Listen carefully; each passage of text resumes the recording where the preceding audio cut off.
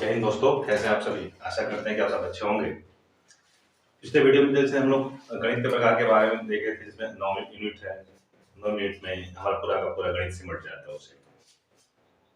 अगर 9 मिनट के बारे में अच्छे से जानकारी कर ले तो हम गणित को बेहतर ढंग से अपना बना सकते हैं, है कि नहीं। तो चलिए, उसमें पहला जो होगा देख रहे हैं, जैसे अंगणित है। उसमें तो पहला जो इकाई आपका होगा अंगणित का होगा। और अंगणित कहते हैं किसे, इसको ज्यादा समझ लेते हैं। अंगणित क्या होता है, अंकों के बारे में जान कर रहे होते हैं, अंगणित कहलाया जाता है। जिसके पिता के बारे में हम पहले पिछले वीडियो में देखे थे कि ब्रह्मगुप्त को भारतीय अंग्रेज की बात कर रहे होते, तो आर्यभट्ट को जाना जाता है। ठीक है। अब इसमें पहला इसमें क्या है, अंग्रेज को पहले देख लेते हैं। अंग्रेज को विस्तार कैसे समझ पाएंगे, अंग्रेज में कौन कौन से चैप्टर्स आते हैं, नहीं पार्ट्स जो कह रहे होते हैं। तो सबसे पहले इसको दो भागों में बांट रहे होते हैं अंग्रेज को। अंग्रेज के दो भाग, पहला होता है सामान्य अंगणित,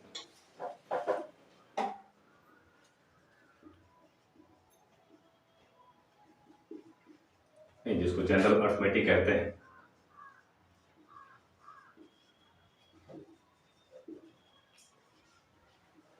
दूसरा होता है व्यवसायिक अंगणित।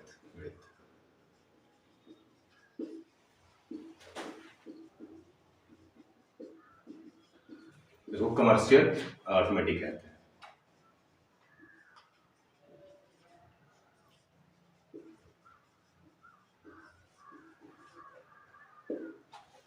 ठीक है।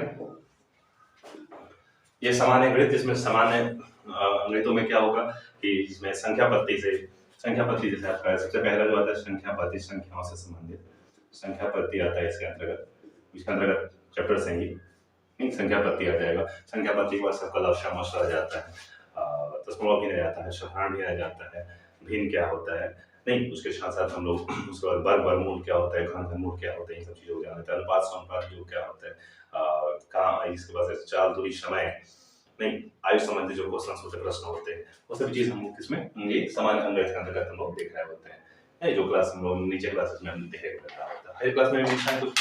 उसका व्यवसायिक अंगणित की बात कर रहे होते हैं। तो व्यवसायिक अंगणित क्या होता है, ये कमर्शियल, इसमें व्यवसाय से संबंधित अंगणित हमको जानना होता है। उसमें सबसे पहले आपका प्रतिशत आ जाता है, प्रतिशत होगा, पहले लाभ हानि हो जाता है, नहीं लाभ हानि हो जाता है। उसके लाभ हानि के साथ साथ इसमें बट्टा डिस्काउंट आता है, जो छोटे के बारे में जान रहे होते हैं तो डिस्काउंट आ जाता है, डिस्काउंट पार्टनरशिप आ जाता है, साझा जिसको कह रहे होते हैं। मिश्रण आता है, मिलावट मिश्रण के बारे में भी यहाँ जानना होता है।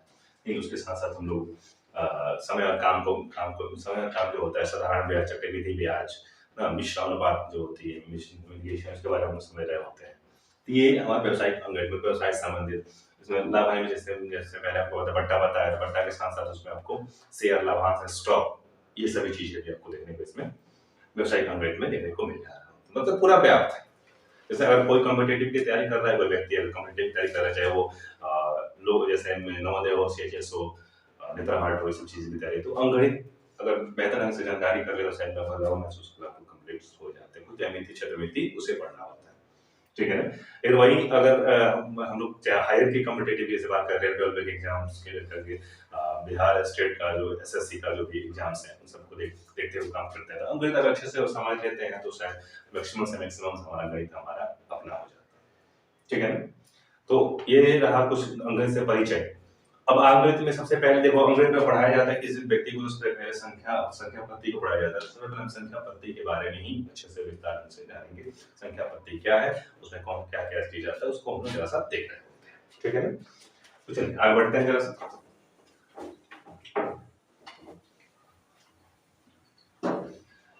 संख्या पत्ती को देखते हैं सबसे पहले।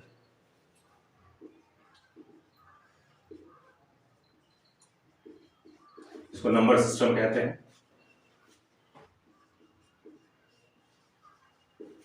संख्या पत्ती है क्या चीज, इसको डिफाइन कर ले ना, डिफाइन कर लेंगे तो फिर बेहतर हो जाएंगे।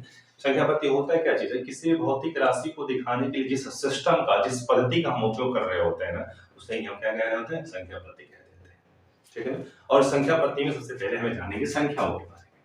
इसके बारे में समझ जाते हैं, संख्या के बारे में, इसको नंबर कहते हैं। ठीक है ना।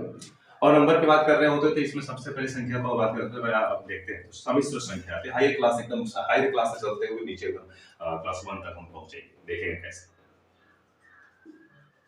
सम्मिश्र संख्या कह देते हैं, इसको कॉम्प्लेक्स नंबर। ठीक है ना। अभी सम्मिश्र संख्याओं को हम बांट रहे होते दो भागों में। एक हो जाता है हमारा वास्तविक संख्या,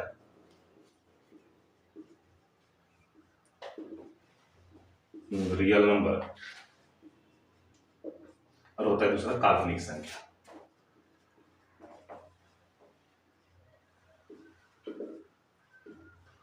इमेजिनरी नंबर।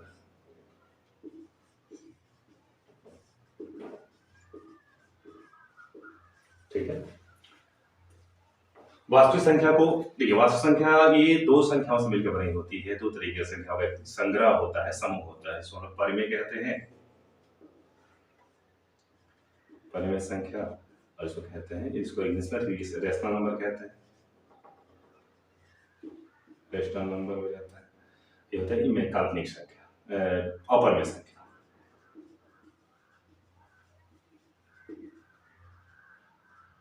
इसको इरेशनल नंबर कहते हैं। ठीक है। और ये परिमेय संख्या जो है वो कहां से, ये आता है आपका पूर्णांक से, इंटीजर्स को कहते हैं। पूर्णांक जो होता है बनता है पूर्ण संख्याओं से, जिसको हम कहते हैं होल नंबर, और पूर्ण जो बनता है प्रकृत से बनता है, प्रकृत संख्या से, जिसको नेचुरल नंबर कहते हैं। और प्रकृत जो बनता है वो अंक से बन रहा होता है, जिसको डिजिट कहते हैं, डिजिट्स कहते हैं। ठीक है ना। ये संख्याओं का एक संग्रह। ठीक है ना। अब देखिए यहाँ पे एक और चीज थोड़ा सा हम जानते चलेंगे इसके साथ साथ, दो हम लाइनें यहाँ खींच रहे होते हैं, ये लोग निशानी ऊपर की तरफ नीचे की तरफ, नीचे की तरफ होता है उसको नो बोल देंगे, नहीं कह देंगे, ऊपर से नीचे से ऊपर जा रहे हो तो उसको यस कह देंगे। ये क्या है थोड़ा समझ लेते हैं। ये एंटीबायोटिक की तरह आपको काम करेगा यहाँ पे, रामबाण की दवा की तरह करेगा। जैसे होता है क्या एक चीज है, कभी कभी हम जब मैथ्स बना रहे होते हैं तो कोई हमसे पूछ देता है कि क्या पूर्ण संख्या, जितने सभी पूर्ण संख्या जो होते हैं परिमेय संख्या है, तो हम नीचे से ऊपर हमसे पूछा जा रहा है तो पूर्ण संख्या परिमेय संख्या है, तो यहाँ नीचे से जब ऊपर जा रहा है तो यस का चिन्ह है, इसका मतलब हाँ बिल्कुल है। आंख बंद करके उसे बिल्कुल बिना सोचे समझे ये देखेंगे हम, उसको अकॉर्डिंग आसानी से बताया जा सकता है। तो सभी पूर्णांक वास्तविक संख्या है तो बिल्कुल है। क्या वास्तविक संख्या एक परिमेय संख्या है? नहीं। ऊपर से नीचे आएंगे तो नहीं बोलेंगे। ठीक है ना। इस तरीके से हम कह सकते हैं क्या चीज परिमेय अपरिमेय का संग्रह सबसे पहले शुरू से चल रहा है। तो अंक से प्रकृत संख्या बनता है, प्रकृत से पूर्ण बनता है, पूर्ण से पूर्णांक, पूर्णांक से परिमेय, परिमेय और अपरिमेय का संग्रह होता है हमारा वास्तविक, वास्तविक और काल्पनिक का संग्रह होता है हमारा सम्मिश्र संख्या, और सम्मिश्र संख्या होती है पूरी संख्या और यहाँ हायर क्लासेस जब 11th 12th में जाएंगे तो वहां हम देखने को मिल जाता है वास्तविक संख्या और काल्पनिक संख्या के बारे में। नीचे क्लास 10th तक के बच्चों को हम बस एक वास्तविक संख्या से नीचे जो भी हमें पढ़ना होता है। हायर क्लास में आपको काल्पनिक संख्या देखेंगे, फिर कॉम्प्लेक्स नंबर पे देखेंगे। काल्पनिक संख्या को देखो डिफाइन हम बाद में करते हैं थोड़ा सा, इसके बारे में क्या चीज होता है। ठीक है। तो ये रहा हमारा पूरा नंबर सिस्टम, चाहे तो इशारा स्क्रीनशॉट ले सकते हैं, नहीं आसानी से इसको समझ पाएंगे मेथड है। इसके बाद इसमें आपको अब आपके कंफ्यूज नहीं हो पाएंगे आप कि क्या परिमेय को हम पूर्णांक कहें या पूर्णांक को परिमेय कह सकते हैं, काल्पनिक को हम सम्मिश्र संख्या कह सकते हैं या नहीं कह सकते हैं, इसको है कि नहीं, समझे ना। इन चीजों का ठीक है ना। देखो एक नशा जैसे कहते हैं, अगर नशा लेना तो पढ़ाई का करो, ना नशा करो पढ़ाई का, ताकि लगे कि हमें उसमें रोग अगर लगता है ना, नशा कर रहे हैं पढ़ाई का, इतना करो ना ताकि अगर हमें उसका रोग भी लगता है ना तो हमें सक्सेस जैसी बीमारी हो जाए, है ना। सक्सेस अगर बीमारी हो जाए तो समझ लो हमें बेहतर हो जाएगा, है कि नहीं। चलिए अब जरा सा थोड़ा सा आगे बढ़ते हैं, इसमें आगे बढ़ेंगे तो सबसे पहले हम लोग यहाँ पे डिफाइन करते हुए चल रहे हो काल्पनिक के बारे में। पहले काल्पनिक की बात करते हैं, काल्पनिक संख्या क्या होता है। तो काल्पनिक की बात कर रहे हो तो काल्पनिक वैसी संख्या होती है जिसका वर्ग कर रहे होते हैं ना, तो एक ऋणात्मक संख्या माना जाता है। जैसे भी हम रूट 2 ले लेते हैं, इसका स्क्वायर कर देते हैं तो स्क्वायर से रूट हटेगा, यहाँ पे क्या है -2, एक ऋणात्मक संख्या भी है, तो ये क्या हो जाती है काल्पनिक संख्या हो जाती है ना। या इसको आगे हायर क्लास में जाएंगे तो इसको वैल्यू हम लोग पढ़ देंगे क्या होता है 2i है ना, अंडर रूट में हो जाएगा ये यहाँ पे n ऐसे। तो हायर क्लास में पढ़ना, ठीक है। इसका वैसी संख्या जिसका वर्ग करते हैं और स्क्वायर करना और एक ऋणात्मक संख्या मिलती है उसको हम काल्पनिक संख्या कहते हैं। और वास्तविक संख्या क्या होता है कि परिमेय और अपरिमेय संख्याओं का एक समूह जो होता है वो होता है वास्तविक संख्या, ठीक है। और परिमेय संख्या के बारे में हम समझते हैं वो संख्या जो 3/k के रूप में होता है, ना, जहाँ p और q पूर्णांक होता है, q नॉट इक्वल 0, मतलब अंश और हर के रूप में जो संख्याएं होती है उसे परमेय संख्या कहते हैं। ठीक है, आगे देखते हैं उसमें। इसके बाद से अपरमेय संख्या होती है। अपरमेय संख्या वह संख्या जो p बटा q के रूप में नहीं होती, रटते रहे, लेकिन भी एक और डिफिनेशन इसका जानेंगे थोड़ा सा। अपरमेय संख्या का, अपरमेय संख्या वह संख्या है जिसका पूर्ण वर्गमूल नहीं हो पाता, जिसका पूर्ण वर्गमूल नहीं हो पाता। अगर पूर्ण वर्गमूल हुआ तो वो एक बार अपरमेय संख्या, एक परमेय संख्या जैसे 4 का वर्गमूल कितना होता है, 2 होता है, तो ये एक परमेय संख्या है। अपरमेय संख्या इसका पूर्ण वर्गमूल भी नहीं होता, जैसे √2 है, √3 है, इसका पूर्ण वर्गमूल नहीं हो पाएगा, तो ये क्या हो जाएगा हमारे लिए, अपरमेय संख्या। क्लियर है ना। जैसे एक और होता है पाई के बारे में हम लोग समझ रहे होते हैं। पाई के वैल्यू कितना, 22/7 होता है। तो यहाँ देखिए क्या होता है, पाई जो हो जाता है एक, ये क्या हो जाता है, एक अपरमेय संख्या हो जाएगा, ठीक है ना। और 22/7 तो एक अपरमेय संख्या होता है। पाई एक ग्रीक भाषा का एक संकेत है, नहीं तो पाई एक अपरमेय संख्या या परमेय संख्या का बताएगा, और 22/7 एक परमेय संख्या हो जाता है। इन चीजों को समझ। आगे दूसरा पूर्णांक आता है। पूर्णांक में क्या होता है, इसमें पूर्ण संख्याओं का जो होती है, पूर्ण संख्या और ऋणात्मक जो प्रकृत संख्या होता है उसका एक संग्रह होता है, हमारा पूर्णांक होता है, नहीं उसका पूर्ण संख्या जो होता है, प्रकृत संख्याओं का, प्रकृत संख्या का जो संग्रह होता है, समूह होता है, उसमें अगर हम शून्य को शामिल कर लेते हैं तो बनता है कैसे से पूर्ण संख्या। फिर प्रकृत संख्या क्या होता है, गिनती की जो संख्या होती है प्रकृत संख्या कहते हैं। और अंक की बात कर रहे हो तो 0 से लेकर के 0 से लेकर 9 तक की जो संख्या उसे अंक कह देते हैं। अंकों की कुल संख्याएं कितनी है, टोटल 10। और इसी अंक से के सहारे पूरा का पूरा हमारा गणित लिखा हुआ है, ठीक है ना, जो हमें अक्षर से जानना होता है, ठीक है ना। अब इसमें प्रकृत संख्या को देखो, इंडिकेटर भी कहीं देखने को मिल जाए, इसको n से डिनोट कर देते हैं, पूर्ण संख्या को हम लोग w से डिनोट कर देते हैं, इनकी पूर्णांक संख्या को हम लोग i या z से डिनोट कर देते हैं, नहीं इसको परमेय संख्या को हम लोग q से डिनोट कर देखने को मिल जाता है, q से डिनोट कर देता है। परमेय संख्याओं का इंडिकेटर का देखने को नहीं मिलते हैं आपको। फिर उसके बाद वास्तविक संख्या को हम लोग r से इंडिकेट कर रहे होते हैं, नहीं सम्मिश्र जो संख्या उसको हम लोग z से इंडिकेट करते होते हैं, काल्पनिक संख्या i से कह सकते हैं, इसको i से इंडिकेट कर दिया जाता है, ठीक है। तो ये सारी चीजें होती हैं जो हमें जानना था, ठीक है ना। थोड़ा सा आगे बढ़ते हैं, इसके बाद उसको मिटाते हैं, आगे बढ़ते हैं।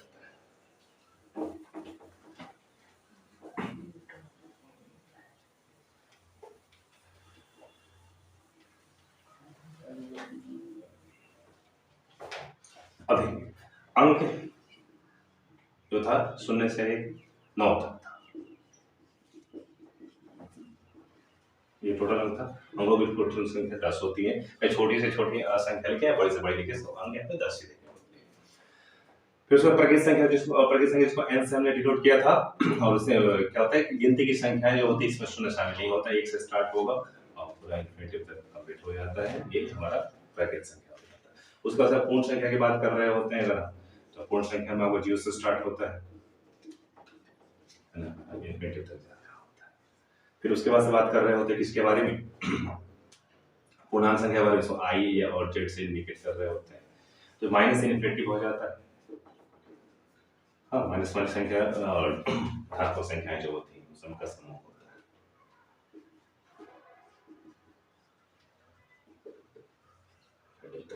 चलाता है, चलिए ये वो हमारा पूर्ण, ठीक। थोड़ा सा इसमें इसका अच्छे से ऑपरेशन कर लें। देखते हैं प्रकृत संख्याओं में होता है क्या, जो गिनती की संख्या और सबसे छोटी प्रकृत संख्या उसको हम एक माना जाता है। सबसे छोटी प्रकृत संख्या होती है वो हमारी एक हो जाती है। बड़ी की बात करें तो इन्फिनिटी होता है, अनंत। पूर्ण संख्या की बात करें तो सबसे छोटी पूर्ण संख्या जो शून्य होती है, बड़ी जो हो जाए इन्फिनिटी होगा, उसका व्याख्या नहीं किया जाता।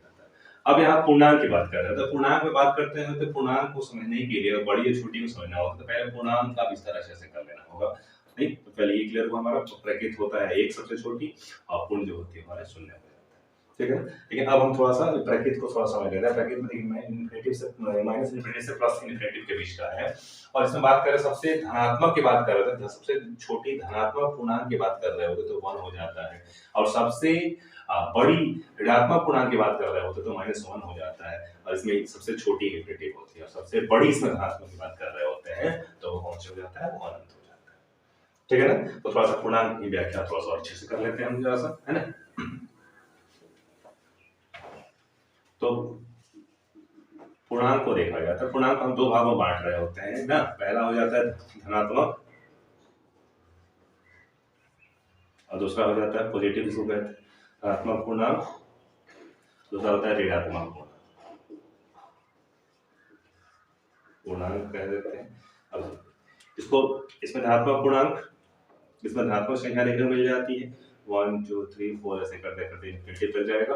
जैसे -1 -2 -3 -4 डॉट करते -इनफिनिटी तक जाएगा।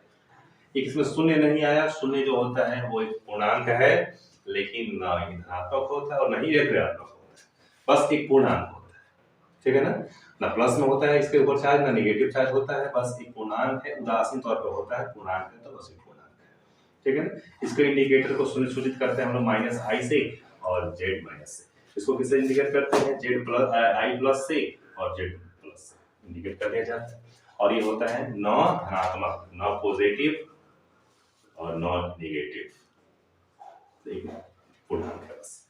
इसके साथ साथ एक और चीज आता है, देखिए जैसे ये धनात्मक पूर्णांक हम बोल रहे थे, धनात्मक पूर्णांक में जो एक है ना, तो इस एक को हम लोग कहते हैं क्या चीज? नोट की नोट्स लिखेंगे हम लोग। एक की बात करते हैं, एक को क्या कहते हैं हम लोग? विशिष्ट पूर्णांक। विशिष्ट पूर्णांक कह देते हैं, ये होता है हमारा विशिष्ट पूर्णांक हो जाता है एक है विशिष्ट पूर्णांक। और विशिष्ट पूर्णांक आगे भाई तुमने बोला था विशिष्ट पूर्णांक क्यों कहेंगे इसको? नहीं, विशेष पूर्णांक क्या होता है? जिसका एक ही अपवर्तक मतलब एक ही केवल और केवल एक ही गुणनखंड होते हैं, एक ही अपवर्तक हो रहे होते हैं, इसीलिए हम उसे कहते हैं कैसे? एक को विशिष्ट पूर्णांक का नाम दे रहे हैं। क्लियर है ना? ये तो पूर्णांक से हमें जो भी जानकारी है हमें क्लियर हो पाया है ना। अब आगे इसके बाद क्या होगा कि जैसे इसके साथ साथ कुछ अन्य संख्याएं भी, जैसे सम संख्या होती है, विषम संख्या, भाज्य, अभाज्य, है ना, इन चीजों को हम लोग अगले वीडियो में देखेंगे नेक्स्ट। ठीक है।